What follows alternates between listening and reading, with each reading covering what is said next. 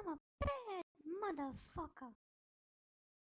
I'm here with Matthew North this morning, and we're just going to do a live news update, chat, conversation sort of thing going on this morning. Let me make sure my YouTube channel is muted there, and it is, so we're not getting some creepy feedback.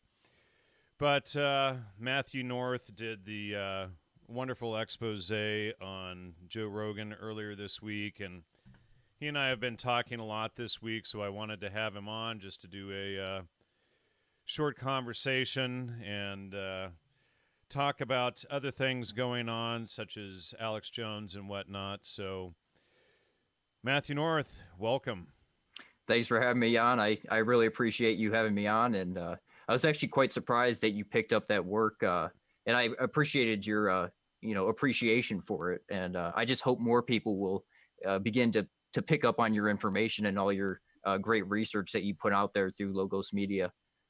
So it's great to be here. Well, I appreciate that. And, it's been a long, tough road. It's interesting, as they say, you get the most flack when you're over the target. I'm just doing a few setup things here and trying to figure out where stuff is. So it is showing that we're live right now. I don't know if we have anybody in the chat yet. It looks like things here and trying to figure out. It looks like we do have somebody in there. Showing that we're live right now. So anyway, well, good job on your video, and trying to figure out. Looks like we do have somebody. So, what made you decide to start investigating Joe Rogan? Now, just to point out, you're young. I'm getting closer and closer to 50, and what made you in your early 20s? And we don't see too many people your age. I'm getting closer and closer. Somebody's saying there's a feedback. Early 20s. There we go. And I just had it made sure that it was muted, and then it apparently wasn't. So, what made you get into this? Usually, people your age don't get into detailed research and analysis like you did. Well, I had a series of events happen in my life. I had some falling outs with people, and I began to look at this information. And I realized that this is the most important aspect of life, and understanding these deceptions. When you see how fake the world is around you, and then you begin to understand how it's being orchestrated, it's almost like you can't go back after that point. As far as Rogan, he has been so influential. I'm in the Midwest, but I think all over the country, you see trends originate out of his podcast, and he literally bombards people's subconscious. And you're having a conversation, with someone my age, and they'll just reference something off Joe Rogan's podcast or just repeat it word for word. And it's like, you're literally drawing from the database that Rogan's giving you, that 95% of where your thought process takes place in your subconscious. So, I mean, just him creating the culture and actively influencing everybody around me. It's such an important deception for me to highlight, in my opinion. And then I fell into your work and started seeing all these MK Ultra connections and the whole history behind it and the direction it's moving in the future. So it definitely was a big deception. So I'm glad I'm able to jump on it right now and get this information out. What did you think about Alex Jones going on Joe Rogan's podcast last week or 2 weeks ago? Well, I expected it. It was always my contention that it was the only authentic aspects of the beef were having you on. So your research as a person and you as a person. So that was authentic. And then also threatening on it, which Jones could have simply buried Rogan with on it, because he was always there and he understands everything that's going on surrounding on it.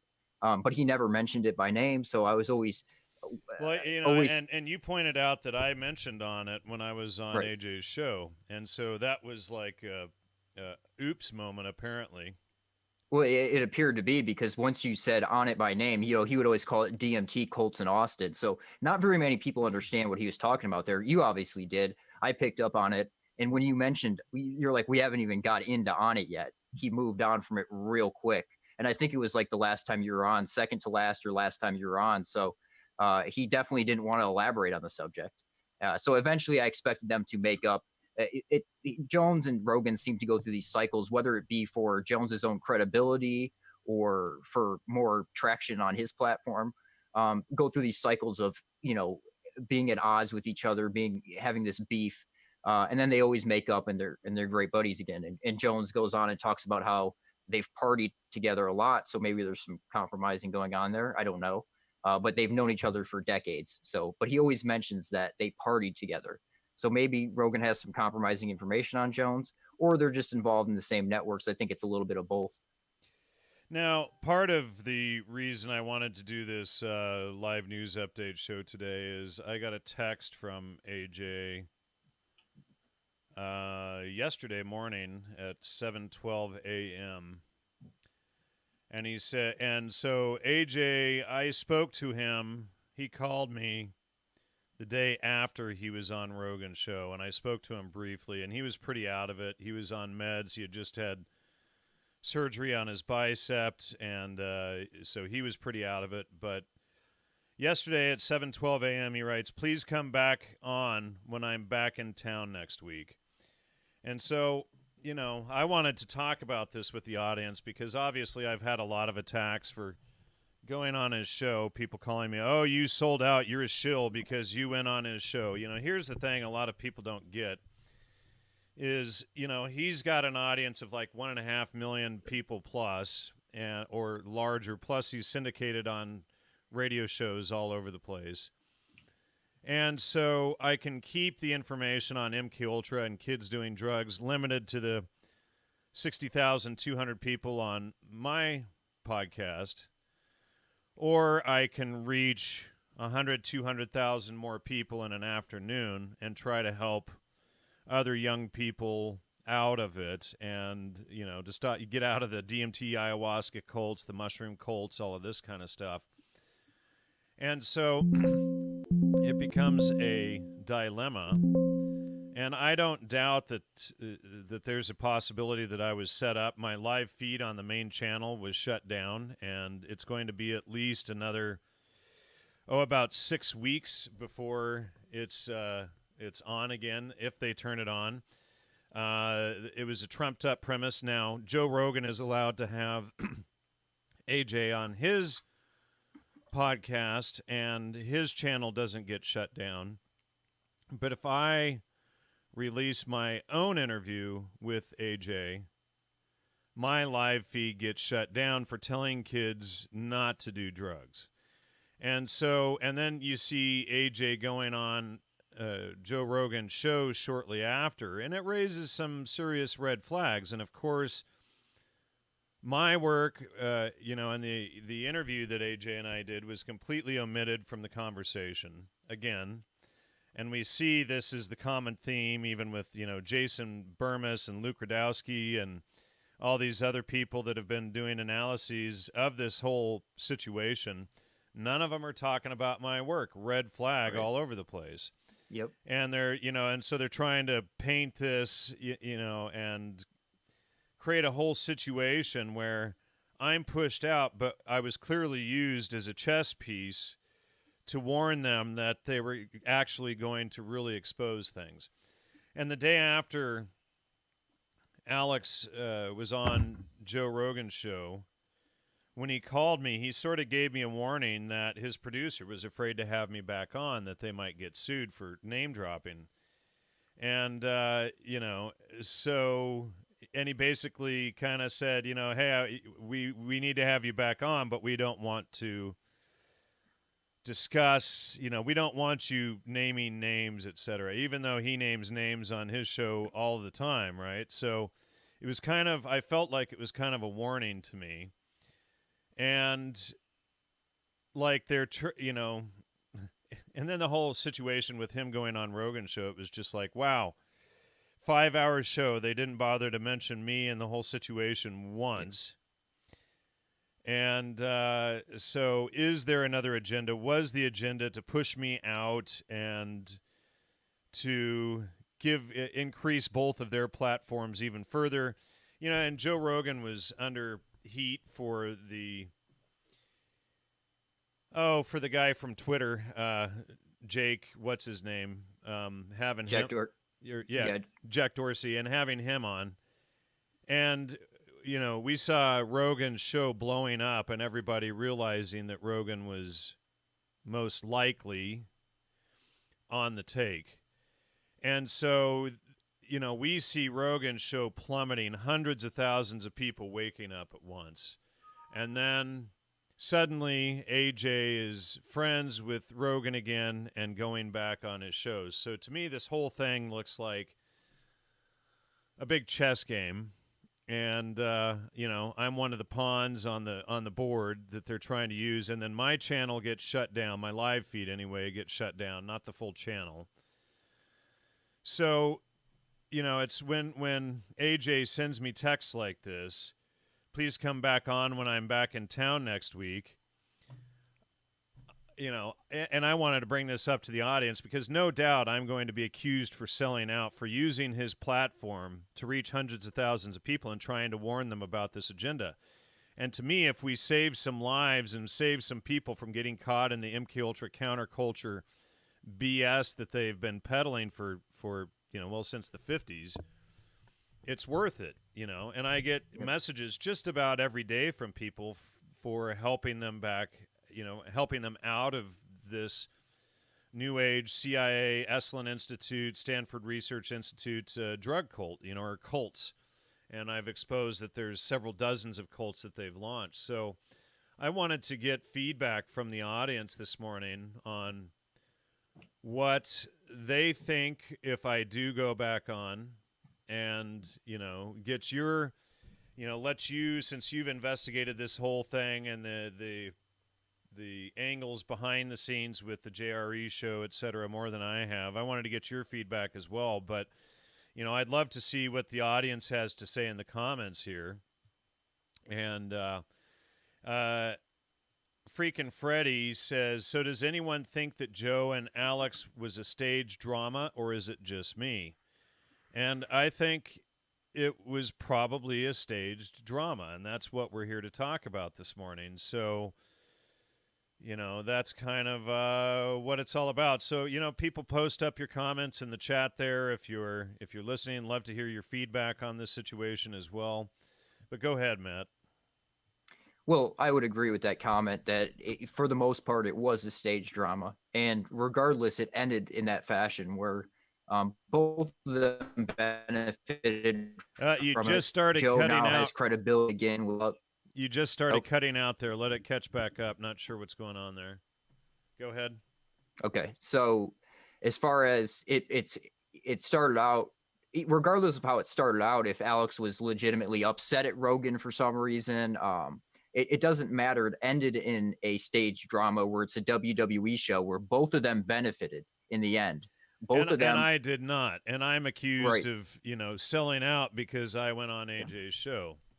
Yep. And then your live streaming abilities get taken away as well. And I honestly think Rogan has that much access and influence where he can remove shows. For example, with the Elon Musk securing 420. I forget exactly how it went, but anyway, the manipulation of stock prices, people broke that down very well in YouTube videos, and every single one of those videos were then removed from YouTube.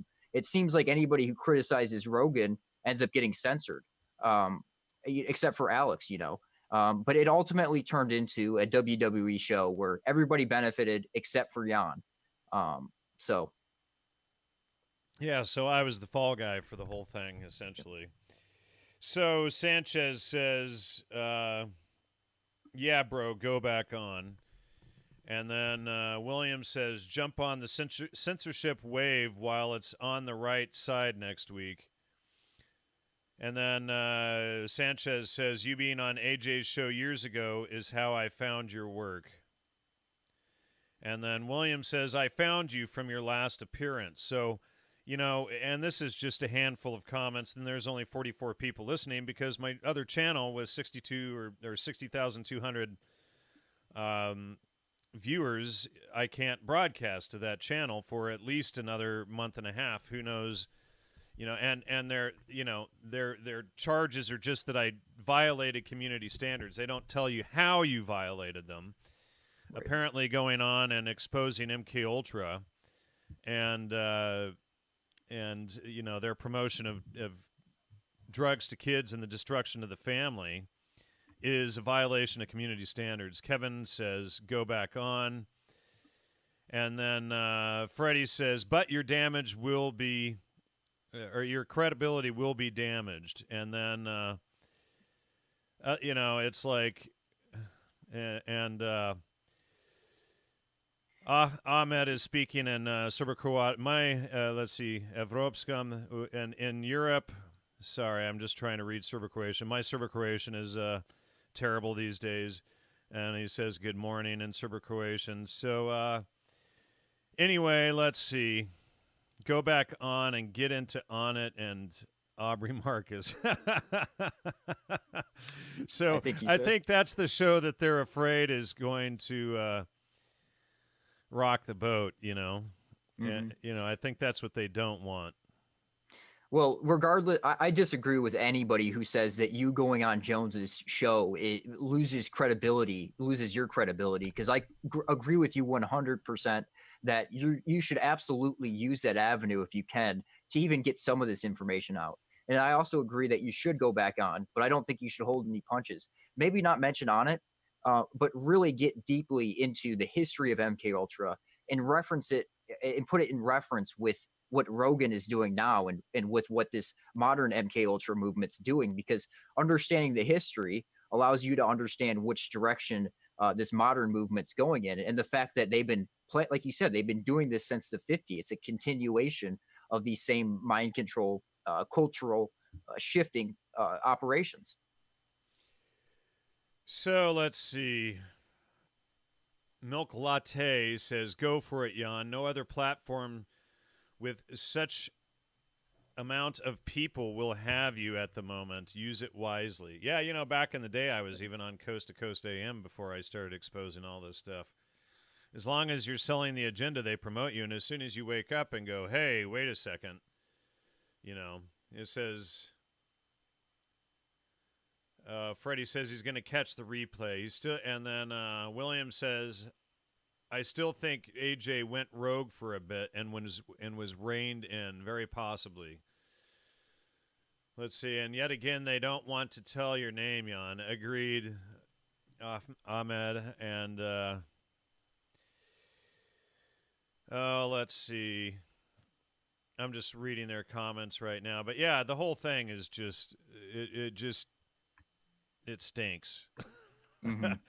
You know, no matter how I look at it, you know, it's very possible that my channels and everything could be totally shut down, you know, and I would need, you know, way more support from the audience than I've been getting to be able to pull this off, you know, because, you know, when they shut down my live feed and I can't reach 60,000 people, I can't, you know, it makes it a lot more difficult to pay the bills. So, you know, it's good to have all of you, you know, out there in the audience support the show and everything, because, you know, if I go on there and try to expose more of this stuff and I'm shut down, then what am I going to do? Let's see. Dr. Cameron and the sub-projects with COINTELPRO and Mockingbird Media has a lot of people confused and getting triggered. And then, and that was Lee. CJM says, no one has credibility on YouTube anymore. It's only about getting info out and not who cares anymore. Might as well jump. Yeah, I don't know. Topic is to do AJ or not to do AJ. Yeah, pretty much. And to talk to you about your show.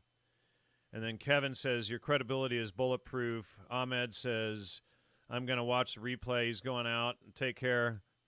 Ciao, vidimose. Ahmed, enjoy. Oh, so, wow. Anyway, you know, it's like, it's a tough shoot. It's a tough situation to decide on because, you know, if, you know, I've spent a decade building my channel up to where it was. And, you know, when you're not promoting kittens and puppies and selling psychedelic drugs, you're not the top podcast anymore. They push you down pretty quickly, you know. And I started out back in the late 2000s, is one of the biggest shows out there. And so it's been interesting to watch them try to suppress my research over the years. And, you know, we should just, and I should mention that I uploaded your show to my BitChute channel exposing all of this stuff. And I highly recommend people watch that. I also uploaded it to both of my YouTube channels. Here's Matthew's channel here, Matthew North, and you'll want to watch this episode here. And I recommend everybody download it. I've also put it on my channel. I corrected the audio for Matthew the other day and re-uploaded it to my channel. You're welcome, brother, and no problem on that. And so it's got 5,029 views on my channel. It's got not many on BitChute, but it's got like 105, 110 views on BitChute. But people need to download it and re-upload it all over the place. We need that to go viral so that people can see what the heck is going on there, you know. And, you know, it's like people were attacking me. Well, how can you go on Alex Jones' show and then have this guy on who's attacking Alex Jones? And it's like, well, you know, Alex is a platform. And we're not saying that everything Alex puts out is invalid. Alex puts out a lot of valid research that totally coincides with work that I've done. And then you see stunts like last week that makes you scratch your head and go, wait a second. You know, my being on his show looks like a setup, you know. And then him going on Joe Rogan's show. The whole thing is just fishy as can be. Yeah, and I agree. And also, who knows what could happen if you did go on his show? Maybe they'll censor you for good and use Alex Jones as an excuse. Maybe that's what their game plan is. I don't really know. These are sophisticated psychological warfare operations, in my opinion, and Alex is as well. And I've done research on that and videos on that. And I think he's a mind war operation where one of the core concepts of mind war is weaponizing truth. So taking a lot of truthful information and using it as a weapon to also mix in disinformation and lead people in the wrong direction. And Jan's show gets censored on Alex. So having Jan on is an aspect of truth, using him as a weapon. You're cutting out there again. Regardless, that information still gets out. So I think, I'm not sure if that's Go ahead. Yeah, you're back again, but your feed keeps getting garbled up there. I don't know if you have something else running in the background. Okay. So having Jan on is truthful information, and that information gets out there regardless. So I think that's always a positive. What they do with it, I don't know. But for example, Jan's interview with Jones gets censored off YouTube, but, you know, for exposing real truth, you know, not actual good information, directing people in the right direction. But Rogan can sit up there on his podcast and take illegal substances like mushrooms on camera, and that's fine, you know. And then a kid sees that and they want to take mushrooms. They think it's just a normal thing to do, and they think it's not a massive experience that you know, is something to prepare for. You know, that isn't something to take lightly, like you just take it, you know, like Rogan portrays. So why isn't his podcast censored? Where Jan's yeah, is. you know, and he can sit there and, you know, rip bong loads, and, you know, even back before it was legal, he was just sitting there smoking weed all the time. You know, you pointed out he may have been doing coke in the background, etc. So, and then I'm censored for telling people not to do drugs. You know, how does that work? You know, it's just ridiculous. I also wanted to mention that, and I'm probably going to play this while we're sitting here talking, my Terrence and Dennis McKenna exposed video that I put out yesterday. I think that might be a good one for us to broadcast today so people can see more of that.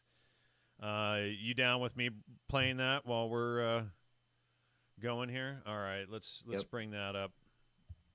I'm going to share screen here. Let's see.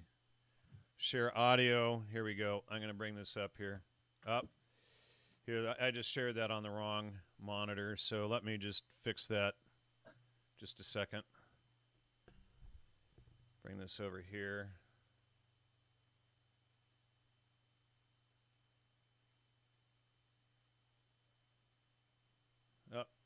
Where'd it go now? I just had it. Good grief. All right, here we go.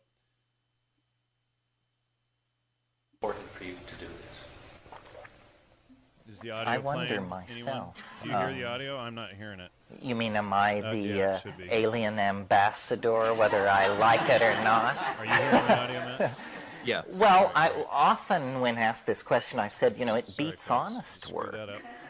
I mean, my brother is a PhD in 3 subjects and works in hard science, and I don't think it's brought him immense happiness, not that he's despondent, but I was always kind of a slider, you know, and certainly when I reached La Chirera in 1971, I had a price on my head by the FBI. I was running out of money. I was at the end of my rope. La Chirera. And then they recruited me and said, you know, with a mouth like yours, there's a place for you in our organization. And, you know, I've worked in deep background positions about which the less said, the better. And then, you know, about 15 years ago, they shifted me into public relations, and I've been there to the present. I think ideas get me high, and I like the feeling of understanding, and I love diversity to the point of weirdness. I mean, There's more to it than that for you because, you know, being tuned into ideas and turned on by ideas is one thing, but you can keep it just to yourself. The sharing of it is something else. I think that's what we get. Right? You do that. well, one thing is, I'm really fascinated. I think of myself as a pretty savvy person and not easily led into false dogma.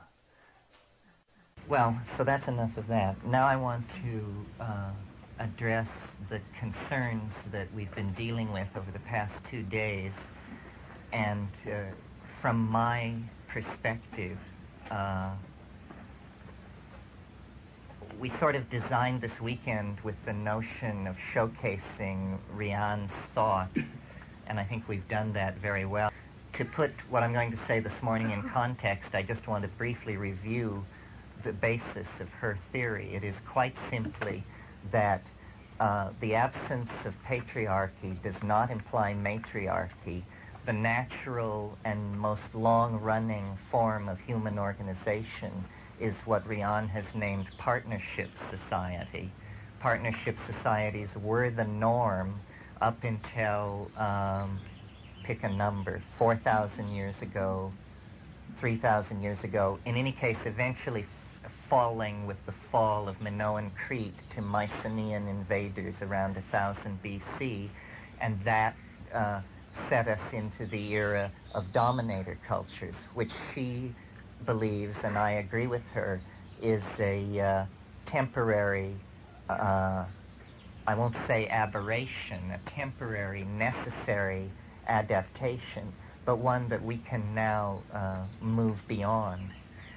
My Ryan's approach is basically to say what happened, that there was partnership society, and then she's very insistent that there was a confluence of factors which caused the shift from the partnership society to the dominator culture. I, being cast more in the fanatical mode, prefer to think that there was one major cause and that its adumbrations can be explicated by the methods of archaeology, good logic, and a little visionary imagining. And so I want to tell you the story Good logic, this what a morning. Remember, I said yesterday, the best idea will win. And if you want to do that kind of total revisioning of the position of human beings in the world, I think you have to take at first a deconstructionist approach and take away everything that impedes the construction of the new point of view.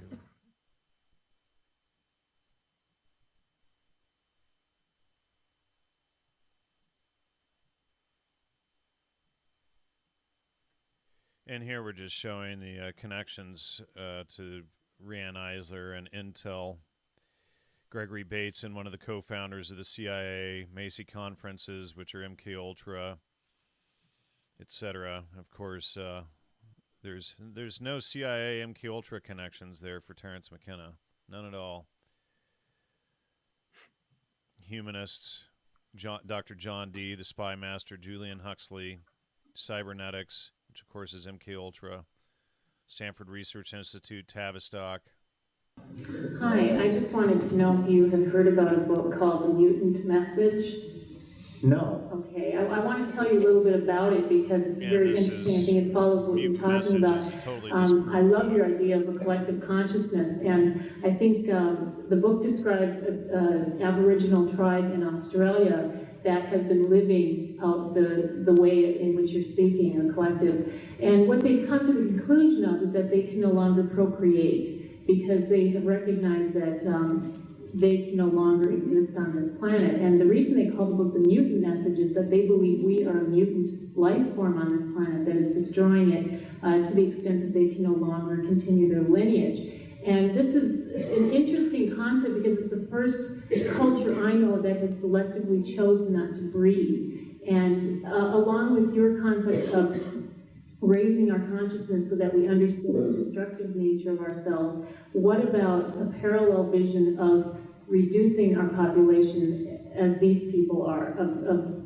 consciously choosing not to procreate at this time? You know, I'd like to point out here, it's eugenics for the elite, it's dysgenics for everybody else. People get hung up on that point constantly. That, and the mushroom pointed this out to me, if every woman had only one child, the population of the planet would fall 50% in 40 years. 50% in 40 years without war, revolution, coercion, anything else. Now, when you suggest this to people, they say, well, didn't they try that in China and it failed? Yes, but you have to think about a couple of things. First of all, a child born to a woman in Maui or Malibu or Manhattan, that child will use between 800 and 1,000 times more resources in its lifetime than a child born to a woman in Bangladesh. Why do we preach birth control in Bangladesh? We should be preaching it on Maui, Manhattan, and Malibu, because the women in those places are highly educated, socially responsible, global people, and therefore are the population most likely to respond to this suggestion. If 15% of the women in the high-tech industrial democracies were to limit their childbearing to one child, within 10 years, certain pressure indicators on the planet would begin to move away from the red and into the black. So I think that we have got to deal with this question of population. There are clearly too many people. And one woman, one child, you know, you don't have to be a rocket scientist or a psychedelic advocate to understand the impact of that. If the population of the Earth were cut in half, everybody alive would be twice as wealthy. It's possible in 120 years that we could reduce the Earth's population to 1 billion very healthy, very comfortable, very well-educated people. Okay, that's part of what the mushroom said, and I think it may seem radical in some circles, but not here, perhaps. It also said something else, which I rarely mention, but since you brought it up, there are not only too many people, there are too many men. And I would be very interested in seeing a set of social policies, tax incentives, medical policies, insurance policies put in place to limit male birth. It's very rare in Terence mammal McKenna's populations that you have a 50-50 ratio of male to female. And in fact, it's well known Telling everybody else to that limit male birth while he has a son, infants Finn. are less robust than female infants. And the Sitting there with reason the we Department have of a Defense agent. 50-50 sexual ratio Bruce is Tabor. because we artificially support males and withdraw resources from females. I suspect that in the High Paleolithic, the ratio was closer to 2 to 1. And my supposition in thinking about this is probably that the best ratio is about 3 to 1. This is the way to feminize the human race. If you're serious, this is the way to advance women. If you're serious, then what you have is less men, women whose dedication to the reproductive activities is confined in time to the amount of time it takes to raise only one child. This would be tremendously salutary to our problems. I've never heard it advocated, even by the most radical lesbian feminist yada yada. I've never heard anyone say male birth should be limited, but it obviously should. And through amniocentesis and this sort of thing, we can steer ourselves toward a population with the predominance Angela of females, Cordero and says those she females wants should have 75 only sons one now. Good on child, you. and 75% of those children should also be female. This would seem, and I don't consider myself a gung-ho feminist. I mean, I'm a feminist, but I don't read the literature or try to understand all the factions and theories. As a humanist, I advocate a reduction in male births. It just seems obvious that that's the way to go. If it doesn't seem obvious to you, then let's have a public debate about it and at least make it part of the rhetoric of the culture that this is an option for people to think about. Was there a connection between Terence or me and the CIA? Psychedelic movement in general? Or? I This can't is speak recorded for the at the Free Your psychedelic Mind movement in conference, general, I think, but I can 2015. definitively tell you that neither They Terence tried to nor get me I there as well. I ever refused to go. had anything to do with the CIA. I think they if you're wanted to talking start about a the big Central Intelligence feud Agency. between me and Dennis. Now there you might at say, the, well, I could crack a conference. joke and say, yes, well, we worked for the CIA, we worked for the Cosmic Intelligence Agency. But then Cosmic some of your Intelligence audience Agency. might He's basically misconstrue that. admitting it. Yeah. just So making let a me joke out make of it clear. He never worked for the CIA, and neither did I. Do you know where this comes from? There's a specific Never talk mind he gave that where the he Esalen discusses Institute is a agents. CIA And Yes, I know where it comes from, and I will dissect that right now. He said in one talk something casually about, well, I was working deep cover for a while, and then they moved me into PR, right? And who the they Notice are how he's downplaying was everything, never and they're trying to specified, confuse but it I with can tell you Terence's who the joke they up are above in because the those first remarks paragraph when it's Jan clear below Irvin that he either was running wasn't from paying the FBI attention and they recruited or was him. taking them out of context or is just an idiot, because the meaning of it is clear if you listen to the whole talk, and he is talking about he worked for the the mushrooms, psilocybin itself. Yeah, which Terence he McKenna, did the mushrooms got understand, Terrence out correctly of or not, to be his trouble with actually the a FBI for promoting whether drugs. it was the mushrooms That's themselves really or they were brilliant there, representative Dennis. Nice of spin. an intelligent race that was controlling it, but he worked for the mushrooms. That was the they that he worked for, and he was deep cover, and that refers to the years when he was not in public, when he was actually in the basement growing mushrooms as furiously as he possibly could, distributing those. That's deep cover, right?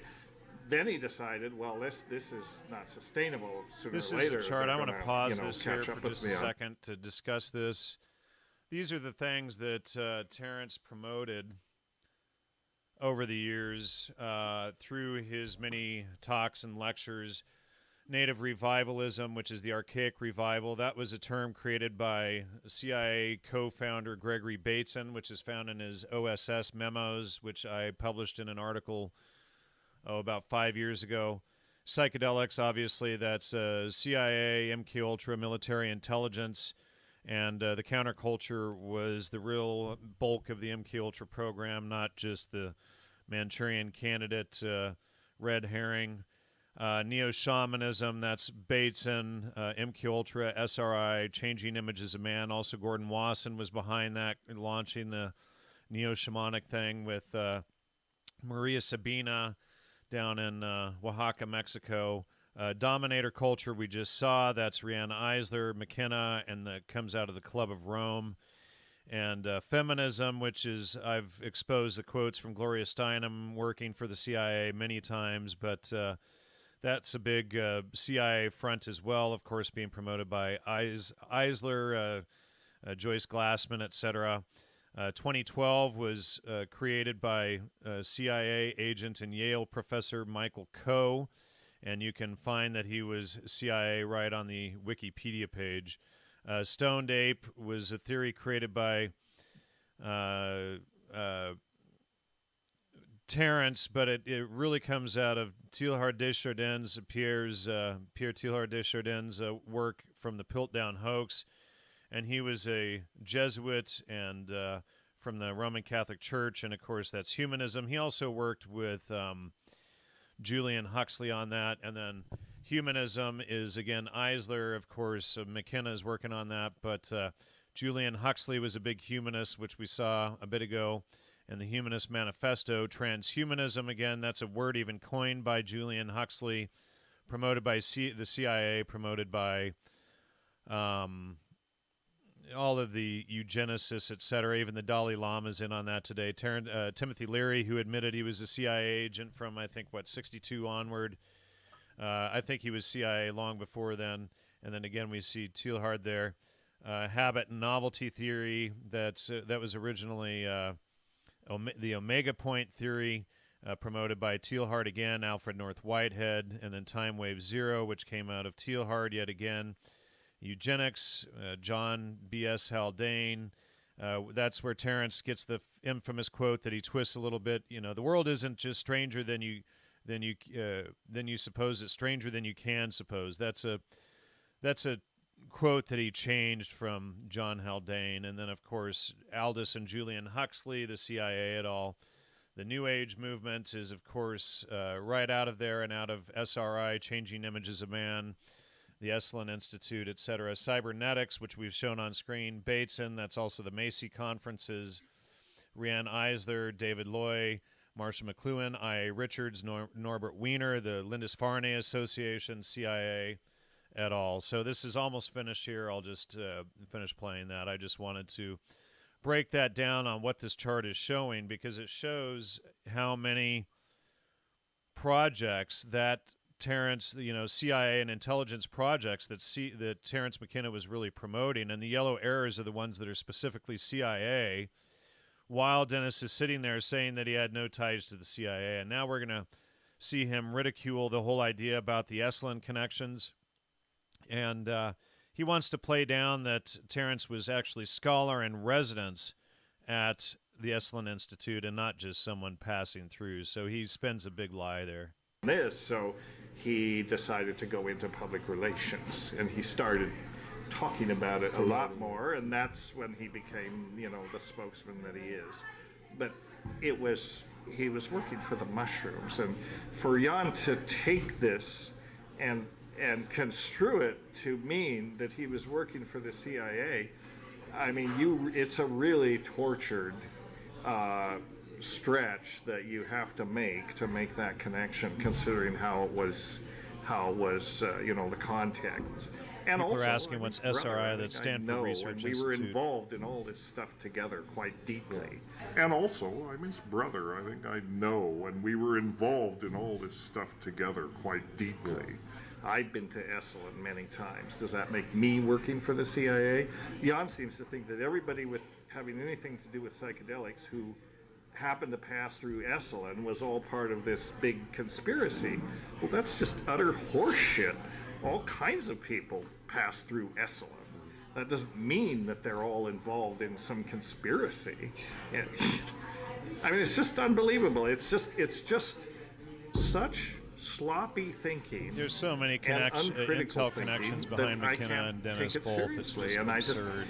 when all this comes up, I just feel like, well, and then McKenna pour you admitting that on. he's I mean, recruited by the guy FBI, and needs then he's at a CIA front organization under Aldous adjust his Huxley. It's medications just, or something. I don't know. He's seriously Dennis is deluded. clearly Well, I lying appreciate you addressing it. to I know that cover there are up his people own curious about that, involvement so I figured in we'd the at least program, in my acknowledge Yeah. opinion.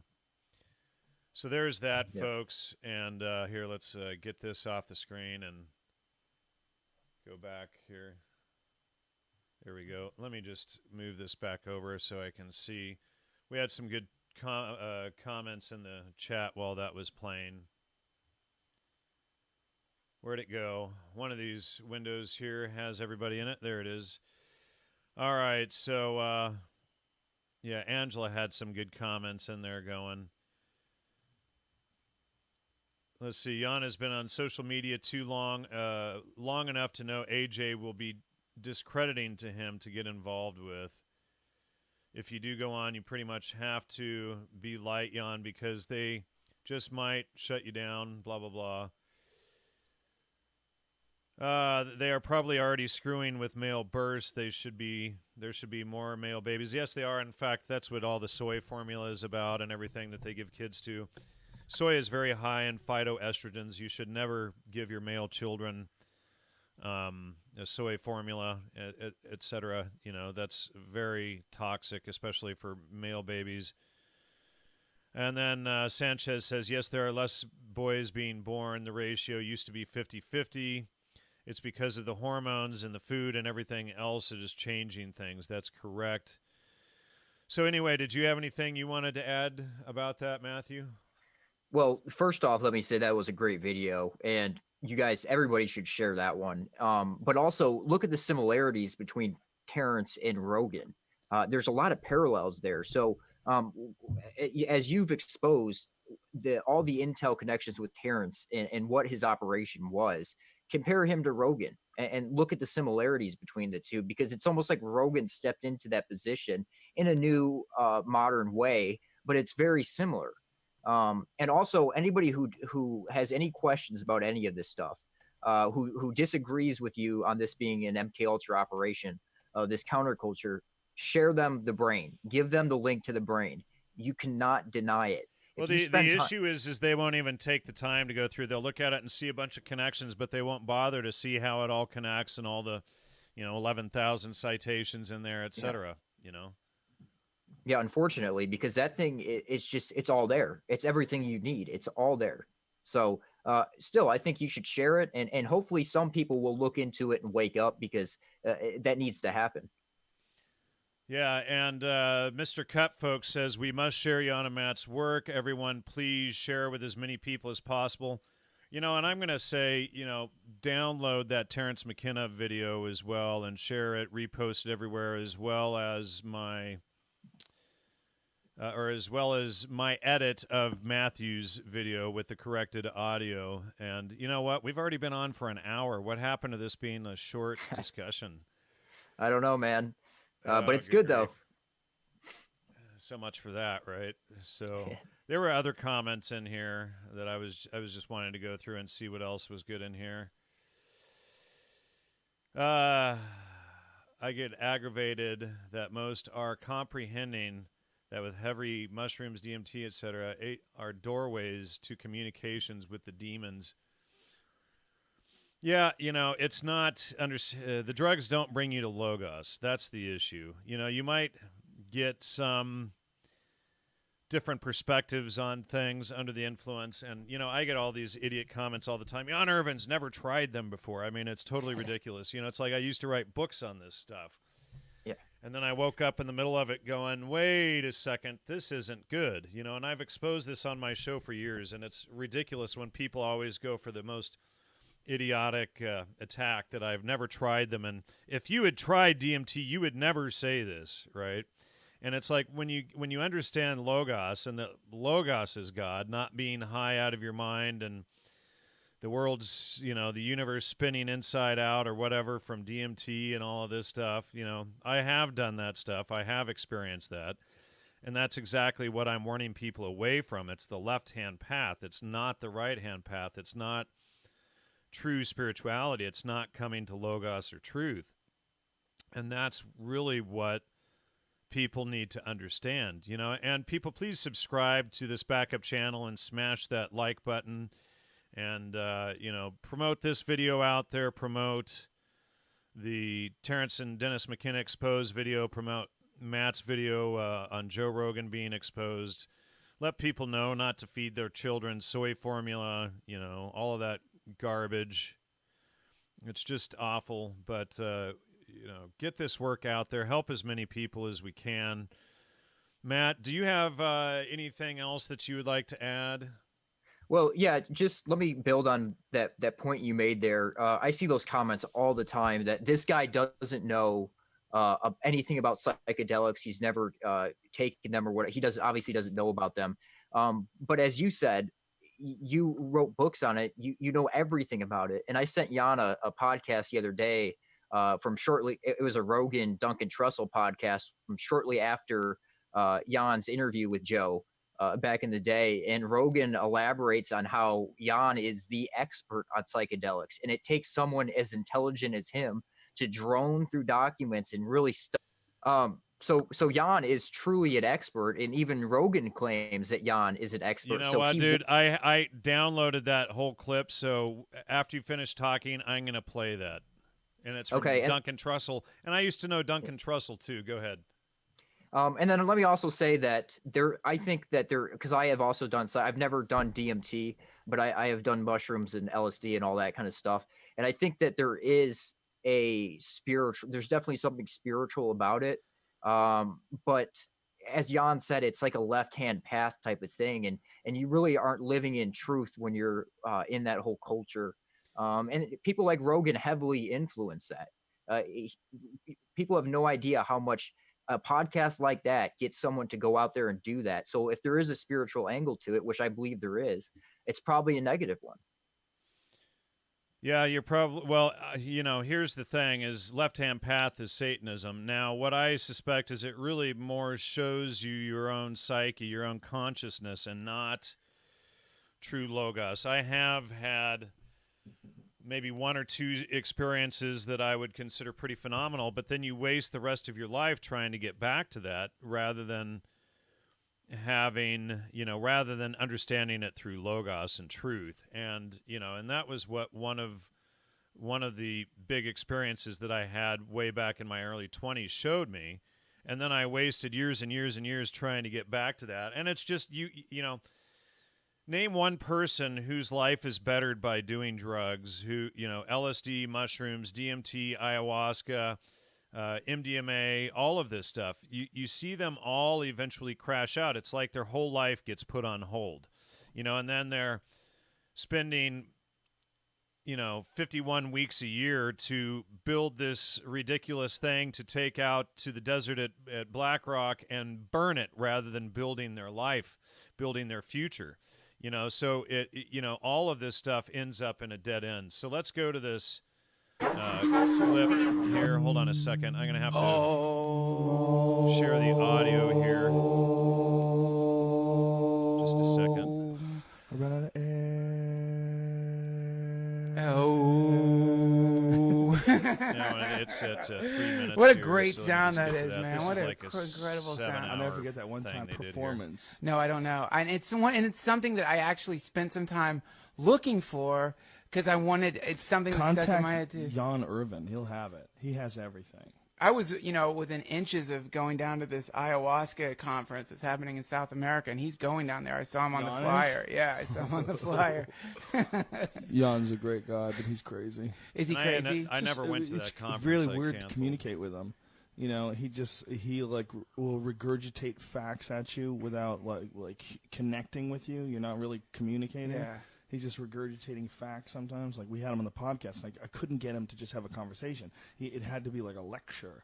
You know, it's like the way he goes into each individual subject it's like disseminating information like a robot. But he's a really smart guy. Yeah. It's just I don't want it to be. I try to tell people like when you come on the podcast, just talk to me, man. Talk to me like a real human being about like you do when I hang out with you. Yeah. When I hang out with you, you talk to me different than this. why do you talk when you get on a podcast? Why does it all of a sudden become a lecture? Right. And some people. And I want to say to that point right there, because when you're trying to present all of this information on MKUltra, the goal is to be as factually accurate as possible, and not just spew a bunch of things and make dick jokes and then go ha ha ha. It's very important information.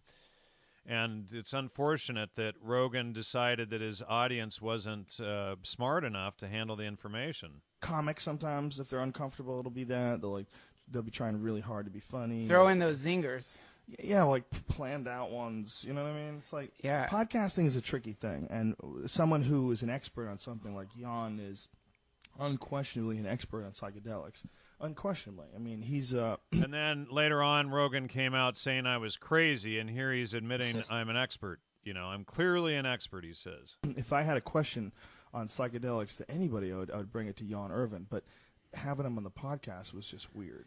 And I feel bad. I feel like I shouldn't have, I don't know, I shouldn't have tried to steer the conversation one way or the other. I should have let it be boring. If I thought it was boring, I should have just let it be boring instead of trying to pump it up and make it more interesting. Well, maybe that's kind of the same thing. It's the tendency humans have to try to take control of the present moment, and podcasts are best when you're just in the moment and the thing starts turning into whatever. Unfortunately, he thought I was trying to censor him, which he was. That I wasn't which giving people enough his credit. Whole that's not what it was. Hit piece with Simon Powell and everything that I exposed about Red Ice Radio and all the behind the scenes. That it's clear that there was censorship going on there. It's like. He's to be someone who's like that sort of a researcher. Sometimes you have to have this almost incredibly droning desire to go over details. Yeah. In a way that a normal person would black out and go, "Stop! Yeah. Just stop!" Do you understand? There's no entertainment value in this conversation. Right. You're breaking it down and making it less. The subject on its own is really interesting and fascinating, but you're somehow or another managing to pound it down into something lifeless. Yeah. And boring. Yeah. And it's not that I don't want to hear the information. It's just the way we're going about it here is so hard to listen to. No, that's a very funny thing what you just said, is the way that certain people will become experts at a thing, and the thing itself is beautiful, but somehow their portrayal of the thing takes all the life out of it, and it reminds me of what priests do. Well, there's people that want to develop a staid, sort of an academic approach to things, and they want to be regarded in a very certain and particular way. So they're trying to do things in a way that they would consider to be very professional. And by professional. Yeah, I mean, I think their world is very different than our world. The world of the stand-up comedian is very different than the author world, the world of the serious, psychedelic researcher. I mean, that's what Jan is. I mean, Jan's brilliant. I mean, don't get me wrong. What he does, he's fucking brilliant. And I like the guy. I just on the podcast, it just didn't work. And I blame myself for a lot of it. Don't blame yourself. I really do. I should have saw it coming. And it sort of damaged how I interact with him. Oh, that sucks. Yeah. I need to probably talk to him about it in person. Because I think he really just doesn't understand where I'm coming from.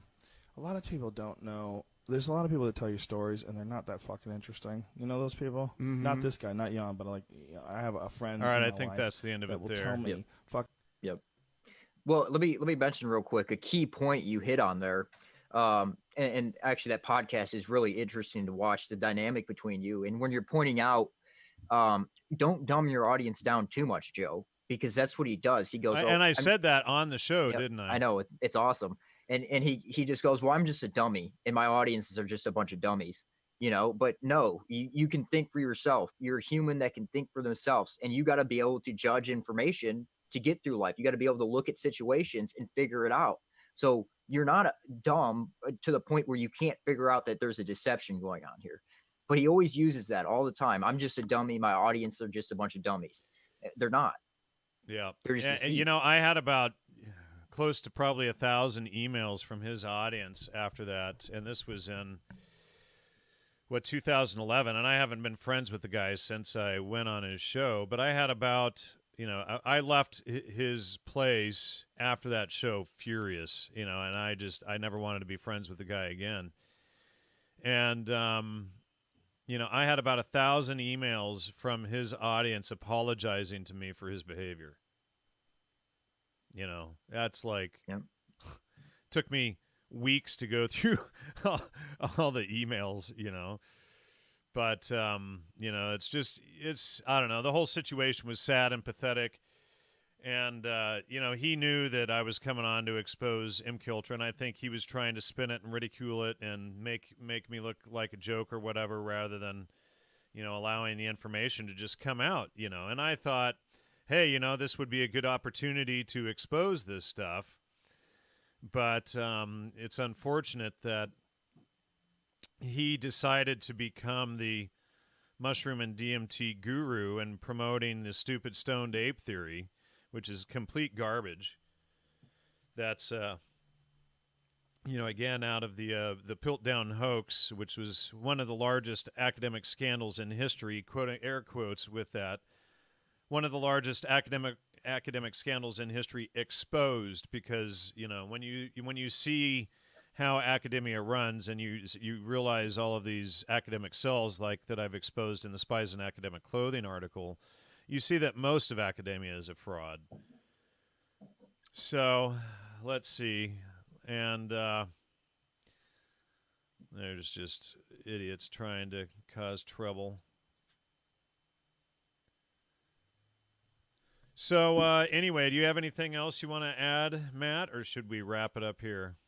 I think this is a good point to wrap it up. I'm glad you got to address the Alex Jones stuff and that you allowed me to have my opinion on here. And I think you'll navigate through that situation wisely. Thanks. And, well, you know, if Alex sees this, which he's told me he watches my show often, if he sees this, you know that I know that you know that I know type of thing. And, you know, I'll probably come on and I will caveat everything, and, you know, I just hope that it doesn't result in me getting entirely shut down, but I wouldn't be surprised at this point. So thanks everybody for tuning in this morning. We had you know, it wasn't a huge audience, but we had close to 90 people in there this morning. Thanks everybody for showing up and for, you know, promoting the show. Please donate and please help the work. I can't do it without you, honestly. I'm going to post the link. Post the link in the chat there for people to donate and support the show. I really appreciate anyone's and everyone's support. Seriously, cannot do all of this without your help. And the more they censor me, the more support I need from the audience to be able to continue to do this. So please contribute, everyone, and have a great weekend. And thanks, Matt, for coming on this morning. I appreciate your time. And we'll catch you all later, everybody. Take care. Bye.